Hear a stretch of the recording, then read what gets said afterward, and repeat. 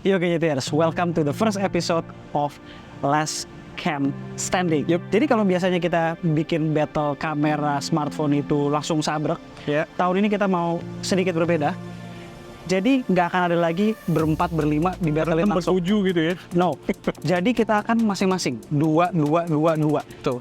Dengan demikian, frekuensi dari kamera comparison akan lebih sering, bukan cuma setahun 2 kali aja. Konsepnya simple. Jadi kalau Anda smartphone flagship terutama ya, basically kita exclusively flagship only. Dan kameranya menurut kami berdua worthy buat di battlein, akan kita battlein. Nah, yang menang dari battle tersebut, satu battle ini, misalnya nih ya, yang sekarang kan Xiaomi 14 Pro dan iQOO 12. Nah, yang menang ini akan dia akan survive. Jatuhnya dia yang kalah tuh akan di kick out dan yang menang akan stay dalam episode selanjutnya. Stay untuk di fightin dengan smartphone flagship berikutnya. Yang menang siapa? Nah, yang menang itu nanti akan kita lihat di akhir 2024 last cam standingnya siapa. Di episode pertama ini Xiaomi 14 Pro dan iQOO 12. Dua-duanya kameranya bagus, yuk kita fightin keduanya. Let's go!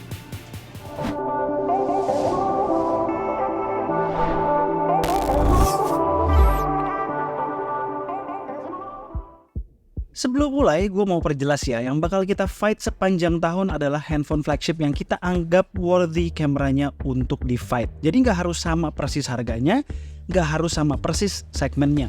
Perbedaan harga itu jelas akan kita masukkan ke dalam pertimbangan kok. Pasti ada pertanyaan dari kalian akan konsep ini. Yang paling bakalan sering muncul adalah yang udah kalah di last cam standing, bakalan di fight nggak ke depannya? Gak menutup kemungkinan kok ada camera comparison di luar series ini bila kita anggap perlu. Next ya, namanya urusan kamera ini subjektif. Kami akan memberikan kesimpulan berdasarkan selera kami tanpa melupakan kalian yang punya selera berbeda. In the end, ini bukan soal menang kalah secara absolut. Last cam standing ini untuk mencari smartphone kamera mana yang kami personally akan terus pakai sebagai daily driver untuk urusan kamera. Oke, ready? Let's go! Supaya mempermudah, gue hanya akan sebut nama brandnya guys dalam pembahasan. Kita mulai dari soal fotografi dulu, baru lanjut nanti ke urusan video. Walau kita utamanya menggunakan objek orang untuk ngejudge kamera sebuah smartphone, karena skin tone menurut kami adalah sesuatu yang paling sulit untuk dibikin benar, tetaplah ada shot sebagai baseline yang merupakan objek non-orang. Di shot ini kita bisa lihat iQOO dalam mode vivid lebih saturated dari Xiaomi pada mode Leica Vibrant. Untuk detail pada kondisi pencahayaan bagus begini ya mirip-mirip aja. Natural bokeh di iQOO lebih ketara ya dibanding Xiaomi, karena Xiaomi kan punya variable aperture yang bisa buka tutup bukaan dari f1.42 sampai f4 tergantung kebutuhan, sedangkan di iQOO kan fix di f1.68. Kita lanjut ke menu utama ya, objek orang nih. Bentar dulu, ada yang lupa nih guys. Ini kedua handphone punya beberapa mode warna. Defaultnya iQOO tuh ada di mode vivid dan ada pilihan texture dan natural juga. Xiaomi punya Leica Authentic and Vibrant. Nih perbedaan warnanya. Di iQOO, vivid adalah mode warna yang eye pleasing, komersil, saturated, enak dilihat. Texture itu lebih kental warnanya, lebih dark dan ada vignette di pojok-pojok. Sementara naturalnya itu less saturated. Di Xiaomi, Leica Vibrant adalah yang eye-pleasing, saturated. Leica Authentic adalah yang less saturated dan ada look klasik Leica-nya, which include vignette tipis di pojokan. Nah, untuk mempermudah, kita samain aja guys, dua-duanya di mode warna yang komersil. Mode vivid di iQOO dan mode Leica Vibrant di Xiaomi. Komparasi pertama, main camera. Keduanya pakai sensor OmniVision 50 megapiksel. iQOO pakai OV50H kayak di Xiaomi 14 yang non-Pro. Sementara Xiaomi pakai OVX 9000. Dari beberapa shots yang kita ambil, iQOO memang arahnya punya warna yang cenderung lebih saturated, lebih gonjreng, dan gue yakin banyak orang yang bakal suka. Namun sedikit di atas sweet spot subjektif gue. Sementara di Xiaomi pada mode Leica Vibrant juga ngepop warnanya, namun masih pas sama selera subjektif gue. Di beberapa situasi, mungkin karena oversaturasinya, gue sempat mengalami color burn seperti di foto ini dengan menggunakan iQOO. Lihat baju Iren, model kita yang warna birunya saking gonjrengnya menghilangkan tekstur baju di lengan dan dada. Santai, ini nggak sering kok kejadian. Nah, di foto yang satu ini nggak begitu kan? Yang cukup konsisten adalah saturasi tingginya aja. Tapi kalau mau ngetes soal skin tone, kamera smartphone tuh harus diuji ke proprietary test ala K2G, the Kopi Susu Test, model dan statis side by side. Jadi kelihatan mana yang lebih eye pleasing, mana yang mendekati natural. Di foto ini kita bisa lihat while Iren di iQOO terlihat seger cantik, penambahan warna merah juga dirasakan di skin tone Satish yang sebetulnya lebih dekat ke Xiaomi 14 Pro realnya. Kalian prefer iQOO? Ya itu fair-fair aja. Si Satish sih prefer kulit dia nggak dimerah-merahin gitu. Sedangkan gue personally suka kulit Iren yang seger di iQOO. Kami berdua aja bisa berbeda seleranya. Dengan kalian-kalian apalagi. Kalau soal detail di lighting ideal, gue rasa nggak ada yang bakal komplain antara keduanya. Keduanya memberikan detail yang bagus. Walaupun begitu, kalau mau di nitpicking, jejak sharpening di iQOO lebih berasa sedikit. Noise juga demikian. Lihat rambut Iren yang mulai berasa kayak ijuk, serta noise di shadows di leher. Masuk ke kondisi yang challenging, backlight. Dua smartphone ini punya approach yang berbeda. iQOO memilih untuk benar-benar bikin rata secara exposure dan warna antara foreground dan background. Sementara Xiaomi lebih memilih jalan yang lebih natural dengan tidak maksa ngeratain. iQOO yang ngeboost foreground juga bukannya tanpa konsekuensi ya. Konsekuensinya tuh foreground kena hit detailnya. Lihat lagi rambut Iren. Ini konsisten ya, memang karakter masing-masing seperti ini. Gue pribadi prefer approach Xiaomi. Namun lagi-lagi tidak salah kalau kalian prefer approach langsung jadi si iQOO. Masuk ke kondisi challenging selanjutnya, lighting remang-remang. Lagi-lagi iQOO approach-nya eye pleasing, bikin objek utama jadi lebih terang dari kondisi asli. Sementara Xiaomi tetap memperhatikan orisinalitas scene. Lebih gelap lagi, night mode udah ke-trigger, gue semakin yakin polarisasi selera akan semakin obvious nih di kolom komentar. Ayo, kalian tim natural atau tim gonjreng sosmed ready? Komen ya.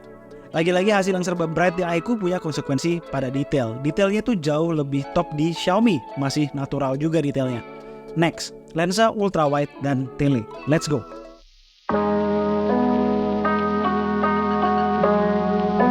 Pertama, ultra wide dulu nih. Sensornya sama-sama ISOCELL JN1 50 megapiksel. Simple, hasil ultrawide di iQOO 12 lebih bagus. Justru di iQOO konsisten lebih natural warnanya. Lihat warna hijau di daun. Soal sharpness juga lebih berasa bagusan di iQOO karena edge contrast yang lebih jelas mendefinisikan detail. Untuk parameter image quality lainnya 11-12 saja. Lanjut ke tele.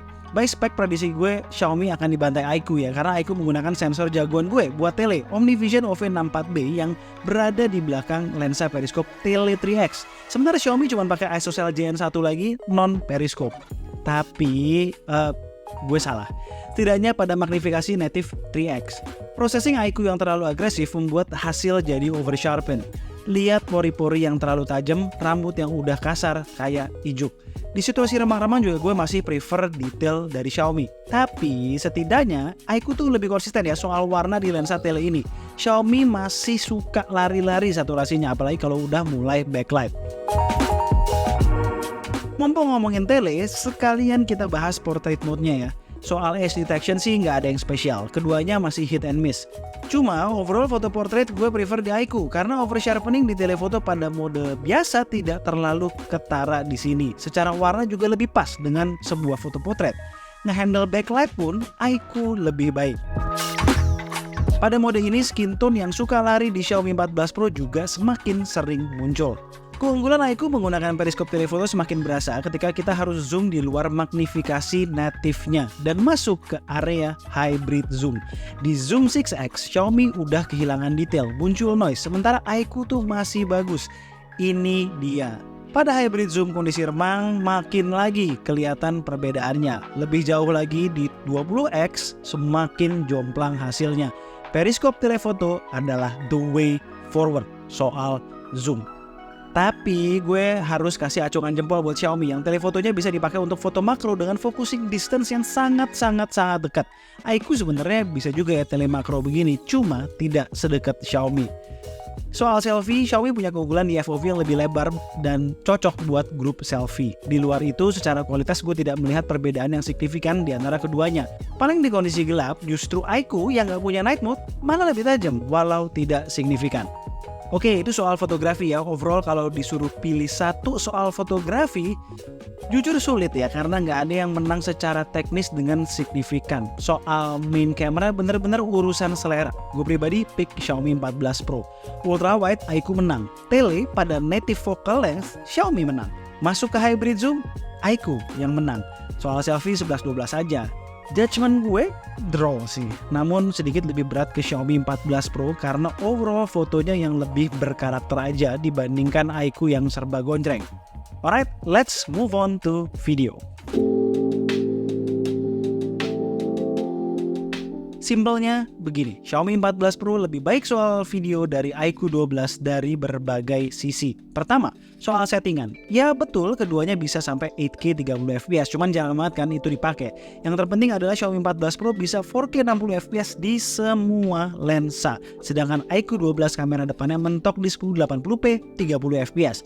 Tidak cuma sekedar settingan aja, hasil selfie 1080p di iQOO pun jelek pakai banget.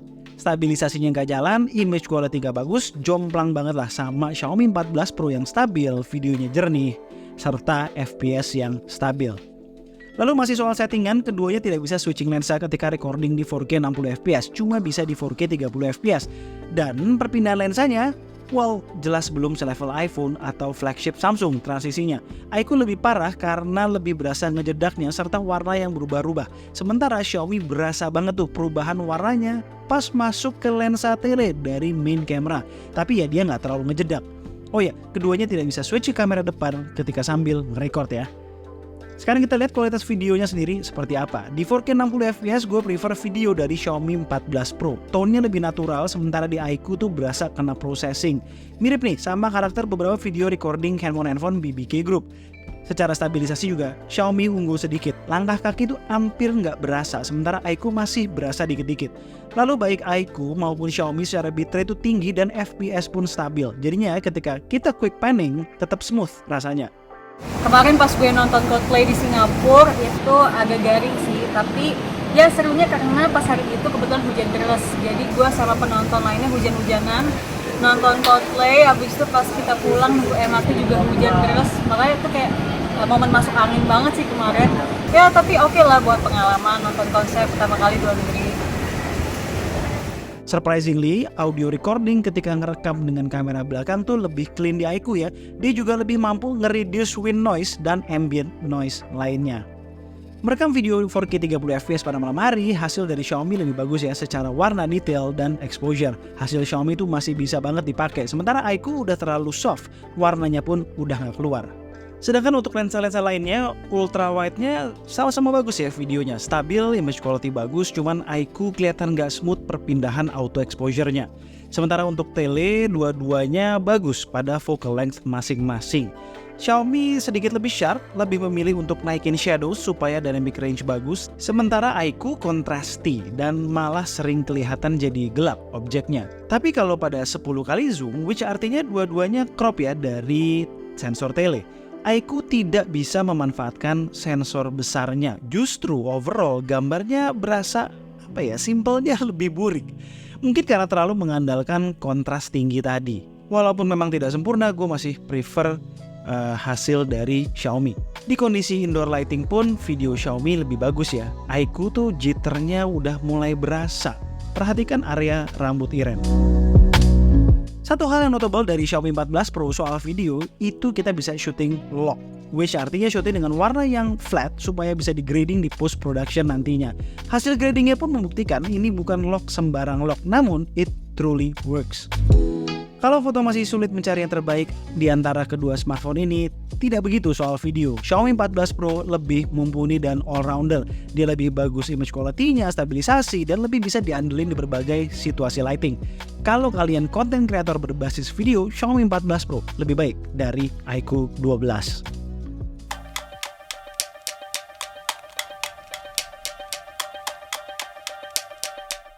Alright, Xiaomi 14 Pro versus iQOO 12. Pemenangnya ini sebenarnya nggak susah ya. Xiaomi 14 Pro adalah pemenangnya. Video ahead lah, jauh banget dibandingin sama iQOO 12. Jauh banget. Dengan versatility semua lensa, dengan lock, Xiaomi 14 Pro jagoannya. Tapi kalau soal foto, Kalau buat foto, overall menurut gue, berdasarkan selera gue sama Al, Xiaomi 14 Pro itu mempunyai edge karena hasil-hasil fotonya itu lebih berkarakter. Sedangkan kalau misalnya kalian ada yang lebih suka sama iQOO juga nggak salah men, ya kan? Karena tone warnanya itu memang Eye pleasing. gitu loh. Dan di beberapa kondisi pun secara foto, apalagi backlight ya, backlightnya iQOO Perform ya. perform banget. Cuma memang overall foto kami masih memegang Xiaomi 14 Pro. Tapi sayangnya kalau sebenarnya yang kita sayangkan ya, kalau Xiaomi 14 Pro ini telenya periscope, waduh bakalan sempurna banget. Karena kenapa? Karena jadinya telenya nggak cuma bagus di optikalnya, optikal doang, tapi bisa 6 kali, 10 kali juga harusnya bisa lebih bagus. Tapi kalau ini kelemahannya memang ada di tele. Dan kalau kita masukin perbedaan harga 1,5 sampai 2 juta, kelihatan ya memang video menjadi deciding factor. Kalau nggak butuh banget video yang all-rounder, iQOO 12 yang notabene sebenarnya bukan smartphone yang camera centric, ini udah cukup banget. Alright, itu adalah episode perdana dari Last Cam Standing, Xiaomi 14 Pro pemenangnya. Next, karena dia menang, dia akan ditunggu oleh kompetitor berikutnya. Oppo Find X7 Ultra. So, kalau kalian mau tahu hasilnya seperti apa, kamera comparison kedua handphone ini, kalian jangan lupa subscribe, nyalain loncengnya, komen, pokoknya lakuin segala sesuatu yang bisa support K2G supaya kami makin cepet proses videonya, oke? Alright, sekian video dari kami berdua kali ini. Gue Alesa, Gue Satish, and this is K2G. tunggu racun-racun kami berikutnya. Bye guys.